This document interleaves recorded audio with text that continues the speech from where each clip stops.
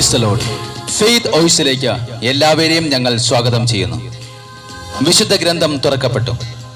സങ്കീർത്തന പുസ്തകം 18-ാം അധ്യായം 6-ാം തിരുവചനം വിളിച്ചു പറയുന്നു, കഷ്ടതയിൽ ഞാൻ കർത്താവിനെ വിളിച്ചപേക്ഷിച്ചു, എന്റെ ദൈവത്തോട് ഞാൻ സഹായത്തിനായി നിലവിളിച്ചു. അവിടുന്ന് തന്റെ ആലയത്തിൽ നിന്ന് എന്റെ അപേക്ഷ കേട്ടു. എന്റെ നിലവിളി അവിടുത്തെ കാതുകളിലെത്തി. ക്രിസ്തുവിൽ പ്രിയപ്പെട്ടവരെ, വിശുദ്ധ ഗ്രന്ഥത്തിന്റെ ആരംഭം മുതൽക്കു തന്നെ നമുക്ക് കാണുവാൻ കഴിയും വിളി കേൾക്കുന്ന സർവശക്തനായ സർവവ്യാപിയായ ദൈവത്തെ. ആ ദൈവം അന്നും ഇന്നും എന്നും ഒരാൾ തന്നെ. അവിടുത്തെ ശക്തിക്ക് മാറ്റമില്ല, അവിടുത്തെ അത്ഭുതത്തിന് കുറവുമില്ല. നമ്മുടെ ദൈവത്തെ കർത്താവ് യേശുക്രിസ്തുവിനെ വിളിച്ചവരാരും ഒരിക്കലും ലജ്ജിതരായിട്ടില്ല. സന്താനങ്ങൾക്ക് വേണ്ടി അബ്രഹാം ദൈവത്തെ വിളിച്ചപേക്ഷിച്ചു, ദൈവം അവന് സന്താനങ്ങൾ നൽകി. അടിമത്തത്തിൽ കഴിഞ്ഞിരുന്ന ഇസ്രായേൽ ജനം ദൈവത്തെ വിളിച്ചപേക്ഷിച്ചു, അത് ശ്രവിച്ച ദൈവം അവരെ രക്ഷിച്ചു. തോബിത്തും സാറായും ദൈവത്തോട് പ്രാർത്ഥിച്ചു, പ്രാർത്ഥന കേട്ട ദൈവം അവരെ അനുഗ്രഹിച്ചു. ഇങ്ങനെ തന്നോട് പ്രാർത്ഥിക്കുന്നവർക്കെല്ലാം ഉത്തരം നൽകുന്ന ദൈവത്തെ നമുക്ക് കാണുവാൻ കഴിയും. വചനം പറയുന്നു, തന്നെ വിളിച്ചപേക്ഷിക്കുന്നവർക്ക്, ഹൃദയ പരമാർത്ഥതയോടെ വിളിച്ചപേക്ഷിക്കുന്നവർക്ക് കർത്താവ് സമീപസ്ഥനാണ്. പലപ്പോഴും മനുഷ്യൻ തന്റെ ആവശ്യങ്ങളിൽ, ദുഃഖങ്ങളിൽ ദൈവത്തെ വിളിക്കുന്നതിന് പകരം ഈ ലോകത്തിന്റെ വഴിയെ പോകുന്നു. ദൈവത്തിന്റെ പക്കലുള്ള യഥാർത്ഥ സന്തോഷം നേടേണ്ട മനുഷ്യൻ ദൈവത്തെ വിസ്മരിച്ച് ഈ ലോകത്തിൽ നിന്നുള്ള നശ്വരമായ സന്തോഷം നേടുവാൻ ആഗ്രഹിക്കുന്നു. സ്നേഹമുള്ളവരെ, നാം ഒരിക്കലും ദൈവത്തിന് കൊടുക്കേണ്ട ആരാധനയും മഹത്വവും ഈ ലോകത്തിലുള്ള മറ്റൊന്നിനും കൊടുക്കരുത്. ഈജിപ്തുകാരുടെ അടിമത്തത്തിൽ നിന്ന് ദൈവം മോചിപ്പിച്ച ഇസ്രായേൽ ജനം മലമുകളിലേക്ക് പോയ മോശയെ കാണാതായപ്പോൾ സൃഷ്ടാവായ ദൈവത്തെ വിട്ട് സൃഷ്ടിയെ ആരാധിച്ചു. അതിനാൽ ദൈവം വാഗ്ദാന ഭൂമിയിലേക്ക് അവർക്ക് പ്രവേശിക്കുവാൻ കാലവിളംബം വരുത്തി. സ്നേഹമുള്ളവരെ, നാം ദൈവഹിതമനുസരിച്ച് പ്രവർത്തിക്കുന്നവരും ദൈവത്തോട് പ്രാർത്ഥിക്കുന്നവരും ആയിരിക്കണം. നാം പ്രാർത്ഥിച്ചാൽ ഏത് പ്രതികൂലങ്ങളുടെയും മധ്യത്തിൽ ദൈവം നമ്മെ രക്ഷിക്കുവാനായി, സഹായിക്കുവാനായി കടന്നു വരും. തിരുവചനത്തിൽ കാണാം, യേശുവും ശിഷ്യന്മാരും വഞ്ചിയിൽ യാത്ര ചെയ്തപ്പോൾ കൊടുങ്കാറ്റുണ്ടായി, വഞ്ചിയിൽ വെള്ളം കയറി. കർത്താവ് കൂടെയുള്ള കാര്യം ഓർക്കാതെ അവർ നിലവിളിക്കുവാൻ തുടങ്ങി. അതിനുശേഷമാണ് അവർ യേശുവിനെ ഉണർത്തിയത്. സ്നേഹമുള്ളവരെ, നമ്മുടെ ജീവിതത്തിലും യേശുവുണ്ട്. നാം പലപ്പോഴും ജീവിതത്തിൽ യേശുവിനെ ഉറക്കിക്കിടത്തിയിരിക്കുന്നു. നാം എപ്പോഴൊക്കെ കർത്താവ് യേശുവിനെ വിളിച്ചുണർത്തുന്നുവോ അപ്പോഴെല്ലാം അവിടുന്ന് സഹായമായി കടന്നു വരികയും നമ്മുടെ ജീവിതമാകുന്ന തോണിയെ, ഇളകുമറിയുന്ന കൊടുങ്കാറ്റിനെയും തിരകളെയും ശാന്തമാക്കുകയും ചെയ്യും. ഇന്ന് നമ്മുടെ ഏതവസ്ഥയിലും ദൈവത്തെ വിളിക്കണം.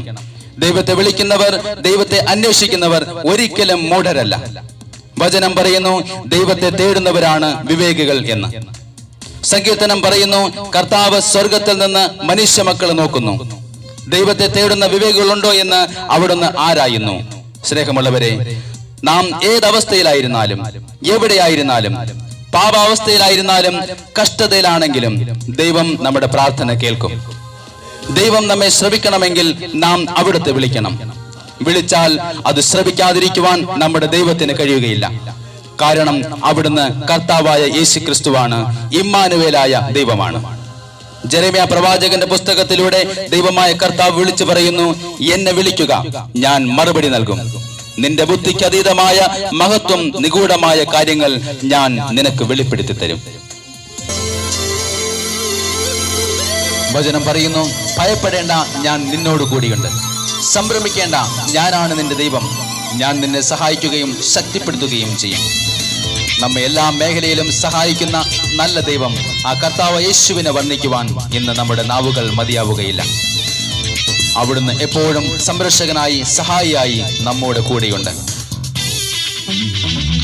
ഭയപ്പെടേണ്ട, ഇനി ഭയപ്പെടേണ്ട, ഇമ്മാനുവേൽ നിന്റെ കൂടെയുണ്ട്. ഭയപ്പെടേണ്ട, ഇനി ഭയപ്പെടേണ്ട, ഇമ്മാനുവേൽ നിന്റെ കൂടെയുണ്ട്. എണ്ണമില്ലാതുള്ള നന്മകളോർത്ത് വർണ്ണിപ്പാനായിരം നാവുകൾ പോരാ. എണ്ണമില്ലാതുള്ള നന്മകളോർത്ത് വർണ്ണിപ്പാനായിരം നാവുകൾ പോരാ. ഭയപ്പെടേണ്ട, ഇനി ഭയപ്പെടേണ്ട, ഇമ്മാനുവേൽ നിന്റെ കൂടെയുണ്ട്. ഇന്ന് സിംഹങ്ങളുടെ നടുവിലെന്ന പോലെ പ്രശ്നങ്ങളുടെ മധ്യത്തിൽ നമ്മെ താങ്ങുന്ന ഒരു ദൈവം നമ്മുടെ കൂടെയുണ്ട്. നിന്നെ ഞാൻ എൻ്റെ ഉള്ളം കയ്യിൽ രേഖപ്പെടുത്തിയിരിക്കുന്നു എന്ന് പറയുന്ന ഒരു കർത്താവ്. അവിടുന്ന് പറയുന്നു, നീ എനിക്ക് വിലപ്പെട്ടവനും പ്രിയങ്കരനുമാണ്. അതുകൊണ്ട് ആ കർത്താവിന്റെ സന്നിധിയിലേക്ക് നമുക്ക് കടന്നു ചെന്ന് വിശ്വാസത്തോടുകൂടി കർത്താവിനെ നമുക്ക് വിളിക്കാം. സിംഹങ്ങൾ നടുവിൽ തള്ളപ്പെട്ടാലും ഭയപ്പെടേണ്ടിനിയും, തീച്ചുള നിന്നെ മൂടിയെന്നാലും ഭയപ്പെടേണ്ടിനിയും. സിംഹങ്ങൾ നടുവിൽ തള്ളപ്പെട്ടാലും ഭയപ്പെടേണ്ടിനിയും, തീച്ചുള നിന്നെ മൂടിയെന്നാലും ഭയപ്പെടേണ്ടിനിയും. കൺമണി പോൽ നിന്നെ കാക്കുന്ന ദൈവം തന്നുള്ളം കയ്യിൽ വഹിച്ചിടുമെന്നും, കൺമണി പോൽ നിന്നെ കാക്കുന്ന ദൈവം തന്നുള്ളം കയ്യിൽ വഹിച്ചിടുമെന്നും. ഭയപ്പെടേണ്ട, ഇനി ഭയപ്പെടേണ്ട, ഇമ്മാനുവേൽ നിന്റെ കൂടെയുണ്ട്. ഇന്ന് നിന്റെ കൂട്ടിനായി ആരുമില്ലെന്ന് നീ നനയ്ക്കുമ്പോഴും, നീ ഒറ്റപ്പെട്ടു എന്ന് കരുതി വിതുമ്പുമ്പോഴും കർത്താവ് പറയുന്നു, മകനെ മകളെ, ഞാൻ നിന്നെ രക്ഷിച്ചിരിക്കുന്നു, ഞാൻ നിന്നെ പേര് ചൊല്ലി വിളിച്ചിരിക്കുന്നു, നീ എന്റേതാണ്. ഇന്ന് നമ്മുടെ കൂട്ടിനായി കർത്താവ് യേശു ക്രിസ്തു നമ്മുടെ കൂടെയുണ്ട്. നമുക്ക് കർത്താവിന്റെ അടുക്കിലേക്ക് ചെല്ലാം. കൂട്ടിനായാലും കൂടില്ലെന്നാലും ഭയപ്പെടേണ്ടിനിയും, കൂടെ സഹിപ്പാൻ ആരുമില്ലെന്നാലും ഭയപ്പെടേണ്ടിനിയും. കൂട്ടിനായാലും കൂടില്ലെന്നാലും ഭയപ്പെടേണ്ടിനിയും, കൂടെ സഹിപ്പാൻ ആരുമില്ലെന്നാലും ഭയപ്പെടേണ്ടിനിയും. തന്നുള്ളം കൈ വരച്ചവൻ നിന്റെ കൂടെ നടക്കും, കൂടെ വസിക്കും. ഹല്ലേലൂയ. തന്നുള്ളം കൈ വരച്ചവൻ നിന്റെ കൂടെ നടക്കും, കൂടെ വസിക്കും. അതുകൊണ്ട് ദൈവം പറയുന്നു, ഭയപ്പെടേണ്ട, ഇനി ഭയപ്പെടേണ്ട, ഇമ്മാനുവേലായ കർത്താവ് നമ്മുടെ കൂടെ. നിന്റെ കൂടെയുണ്ട്. ഹല്ലേലൂയ. ഭയപ്പെടേണ്ട, ഇനി ഭയപ്പെടേണ്ട, ഇമ്മാനുവേൽ നിന്റെ കൂടെയുണ്ട്. എണ്ണമില്ലാതുള്ള നന്മകളോർത്താൽ വർണ്ണിപ്പാനായിരം നാവുകൾ പോരാ.